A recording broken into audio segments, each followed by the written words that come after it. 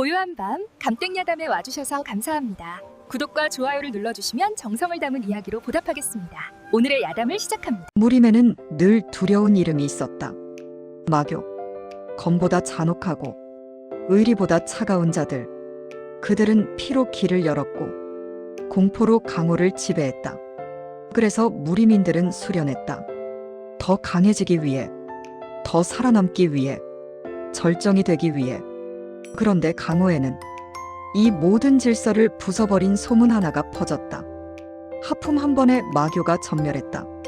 사람들은 처음엔 웃었다. 하품이라니. 절정고수도 검을 휘둘러야 싸운다. 그런데 하품 한 번? 그건 말이 안 된다. 그러나 강호에서 말이 안 되는 이야기는 대체로 진짜였다. 그 소문의 주인공은 한 사내였다. 이름은 하연모. 무림에서 가장 의욕 없는 협객, 그리고 강호 역사상 가장 피곤한 절정. 그는 검을 휘두르지 않았다. 그는 내공을 과시하지 않았다. 그는 그저 항상 졸렸다. 하연모가 머무는 곳은 산길 끝 작은 찻집이었다. 간판에는 이렇게 적혀 있었다. 하품다방. 무림인들이 보면 기가 막힐 이름이었다. 다방이라니. 강호에는 객자는 있어도 다방은 없었다. 그런데도 이곳은 이상하게 손님이 끊이지 않았다.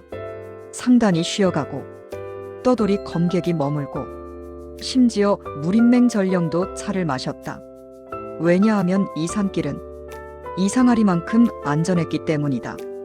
마교가 사라졌고 산적이 사라졌고 칼부림이 끊겼다. 사람들은 속삭였다. 저 안에 있는 놈 때문이래. 하품만 해도 사람을 눕힌다더라. 찻집 주인은 정씨주모였다. 손은 빠르고 입은 거칠며 성격은 불같은 여인이었다. 정씨주모는 매일 외쳤다. 차 마실 거면 조용히 마셔. 쓸데없이 떠들면 내쫓는다. 손님들은 조용히 고개를 끄덕였다. 왜냐하면 이 찻집에는 규칙이 하나 있었다. 시끄럽게 굴지 말 것. 특히 오후에는. 이유는 단 하나였다. 찻집 안쪽 작은 방에서 늘 졸고 있는 사내 때문이었다. 정씨 주모가 방문을 벌컥 열었다. 야, 하연모. 이불 속에서 흐릿한 목소리가 새어나왔다. 네. 정씨 주모가 이를 갈았다. 너 또 자냐? 하연모는 세상에 미련 없는 사람처럼 중얼거렸다. 졸린 게 죄인가요? 정씨 주모가 버럭했다. 죄지. 세상에서 제일 큰 죄야. 하연모는 다시 중얼거렸다. 하품이 나와요. 정씨 주모는 한숨을 쉬었다. 하 진짜. 하연모는 아침에도 졸았고 점심에도 졸았고 저녁에도 졸았다. 차를 마시다가도 졸았다. 심지어 걷다가도 졸았다. 그는 하품을 너무 많이 해서 강호에서는 벼루가 붙었다. 하품검. 검을 휘두르지 않고 하품으로 상대를 무너뜨린다 해서 하연무가 이 찻집에 오게 된 날은 비가 억수같이 쏟아지던 날이었다. 정씨 주모가 마당에서 빗물을 치우다 쓰러진 사내를 발견했다. 비에 젖어 돌처럼 차가운 남자. 정씨 주모가 코를 갖다 댔다. 숨은 붙어 있었다. 야, 죽을 뻔했으면서 왜 쓰러져 있어? 남자는 눈도 제대로 뜨지 못한 채 중얼거렸다. 졸려. 정씨 주모는 어이가 없었다. 지금 졸릴 상황이냐? 하지만 남자는 다시 말했다. 조용히. 그리고 그대로 잠들었다. 정씨 주모는 남자를 업고 찻집으로 옮겼다. 불을 피우고 따뜻한 차를 먹이려 했지만 남자는 한 모금 삼키고 또 잠들었다. 그런데 이상한 일이 벌어졌다. 그가 잠든 밤 찻집 주변의 바람이 멈췄다. 비명도 멈췄다. 산짐승의 울음도 멈췄다. 세상이 잠든 듯 고요해졌다. 정씨 주모는 등골이 서늘해졌다. 무공. 남자는 그냥 자고 있는데 어느 날 술 취한 무인 둘이 찻집에서 시비가 붙었다. 검이 번쩍였다. 그 순간 방 안에서 하품 소리가 뚝 멈췄다. 탁, 손가락 하나 움직였을 뿐인데 두 사람의 검이 동시에 바닥에 떨어졌다. 쨍그랑. 방 안에서 낮은 목소리가 들렸다. 시끄러워요. 그 말은 살기가 아니었다. 정말로 그냥 피곤한 불평이었다. 하지만 무인들은 깨달았다. 이건 협박보다 무서운 경고다. 그날 이후 찻집에서 싸움은 사라졌다. 그리고 소문이 퍼졌다. 그는 검을 뽑지 않는다. 그는 그냥 하품한다. 그런데 마교가 사라진다. 강호는 혼란에 빠졌다. 하품이 무공이 될 수 있다는 사실은 무림의 질서를 무너뜨리는 것이었다. 그리고 마침내 마교 잔당 흑염단이 움직였다. 그들은 소문을 들었다. 하품검이 있다.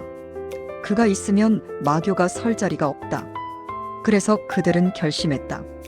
그놈을 없앤다. 하연무가 잠든 방으로 검은 그림자들이 다가오기 시작했다. 그리고 바로 그 순간 강호의 가장 황당한 전설이 시작된다. 강호에서 소문이 퍼지는 속도는 검보다 빠르고 피보다 진했다. 하품검이 있다. 그가 한번 하품하면 마교가 숨도 못 쉰다. 처음엔 웃음거리였다. 그러나 마교는 웃지 않았다. 마교는 강호에서 유일하게 농담을 싫어하는 자들이었다.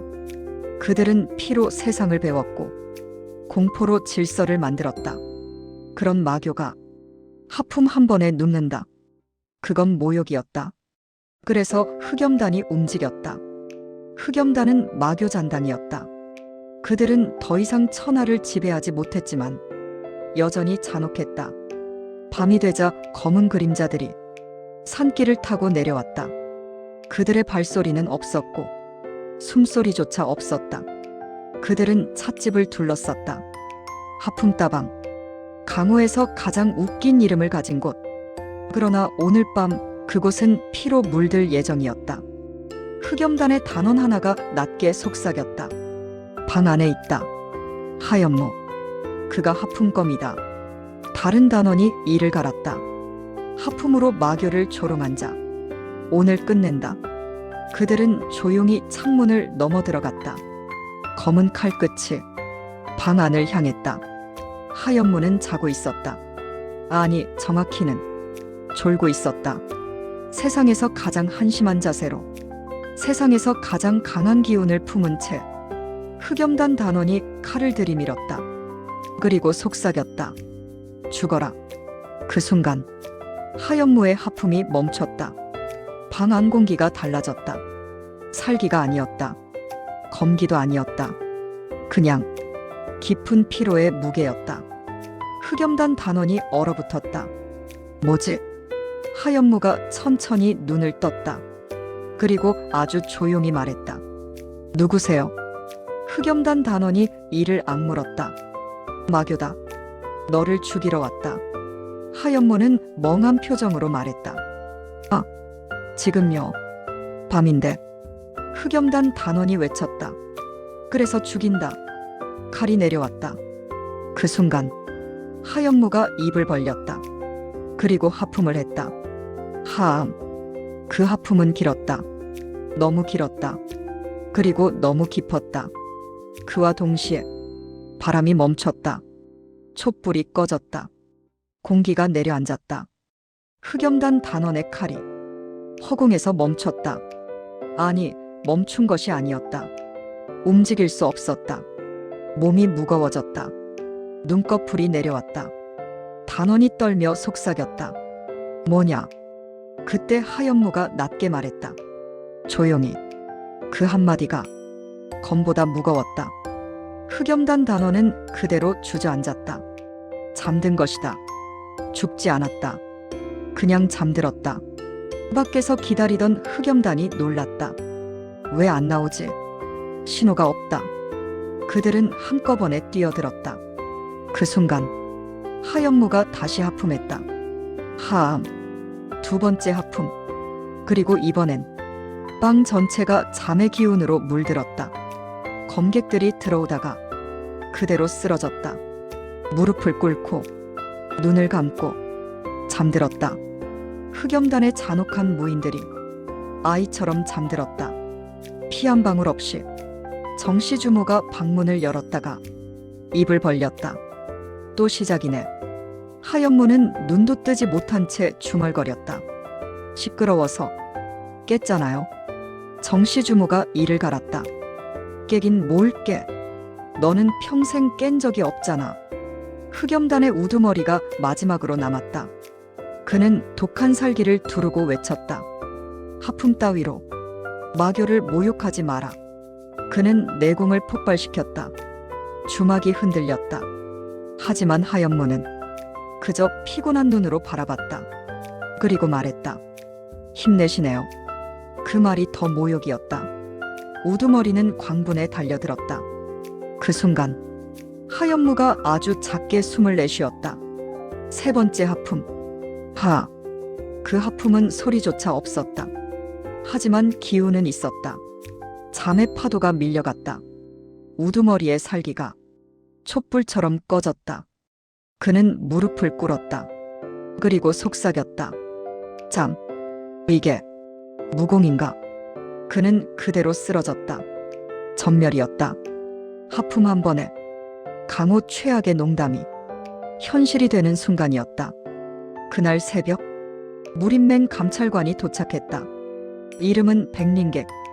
그는 차가운 눈빛으로 방 안을 바라봤다. 방 안에는 마교 잔당들이 모두 잠들어 있었다. 피 한 방울 없이 백린객은 조용히 중얼거렸다. 이게 절정인가? 정씨 주모가 팔짱을 끼며 말했다. 절정 맞아요. 근데 저 인간은 절정인 줄도 몰라요. 백린객은 하연무를 바라봤다. 하연무는 다시 졸고 있었다. 백린객은 깨달았다.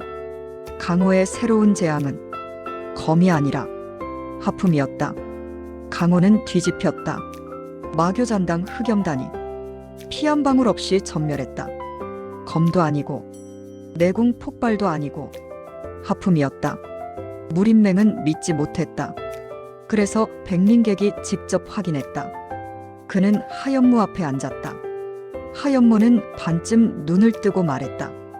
누구세요? 백린객은 낮게 말했다. 무림맹 감찰관이다. 하연무는 고개를 끄덕였다.